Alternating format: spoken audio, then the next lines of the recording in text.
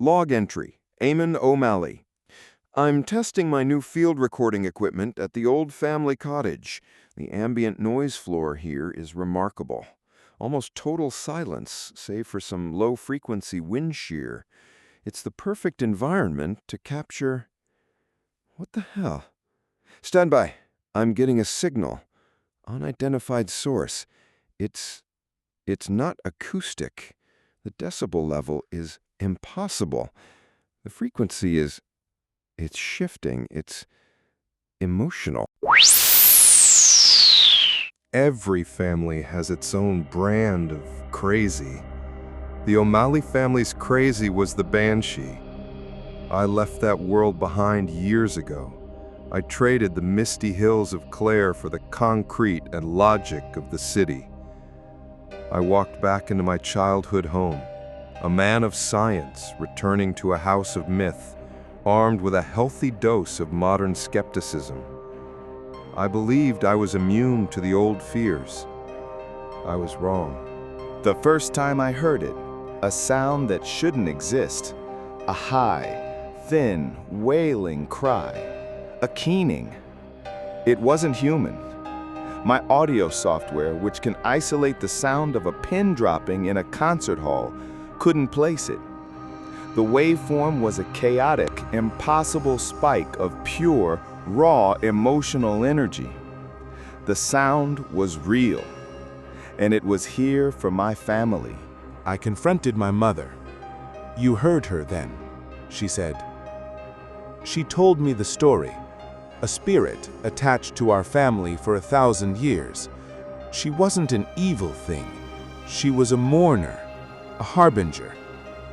"She is wailing for your grandfather," Moira said, her voice breaking. "She is washing his soul with her sorrow before he begins his journey."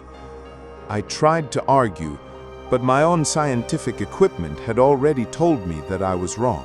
I couldn't accept it. I ran the recording through a spectral analysis program, and I found something impossible. Layered deep beneath the chaotic, wailing cry was the sound of a woman humming a simple old Irish lullaby. It wasn't a ghostly moan. It was a structured, melodic piece of music. This wasn't just a mindless spirit. This was someone's memory. I played the recording of the hidden lullaby from my mother. It was the lullaby her mother used to sing to her and to her older sister, Siobhan, the sister I had never known. My mother finally told me the story. She died when she was only 16. They had erased her from the family history. A daughter, a sister, completely and totally forgotten. That night, the wailing was different. It was a raw, furious scream.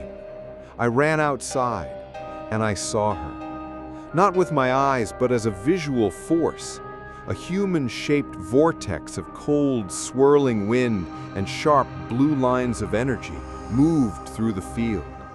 I felt a wave of pure, undiluted rage. "You are mourning the wrong one. You have forgotten. How dare you forget?" The Banshee wasn't wailing for my dying grandfather. She was wailing for the daughter who had been erased from memory. My mother finally told me the full story. As Siobhan lay dying, my mother, then just a young girl herself, sat by her bedside. She started to sing. She sang their mother's lullaby, over and over. Siobhan's last living memory was not of a priest, not of a doctor, but of her little sister, singing to her, trying to comfort her. We knew what we had to do. My mother and I walked out into the misty field together. Moira closed her eyes, tears streaming down her face. "Siobhan," she whispered into the wind, "I'm sorry. I'm so sorry we forgot you. Please, please forgive us." She was finally acknowledging the pain she had tried to erase for 50 years. The furious wailing didn't stop. Then I understood.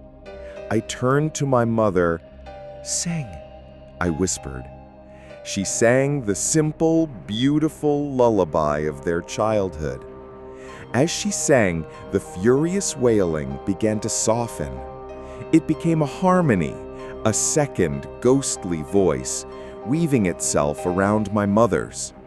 The wail was gone, replaced by the faint, beautiful, heartbreaking sound of two sisters singing their favorite song together one last time. As the last note faded away, the ghostly harmony vanished. The next morning, my grandfather passed away quietly in his sleep, and the Banshee did not cry. The legend of the Banshee in our family was wrong.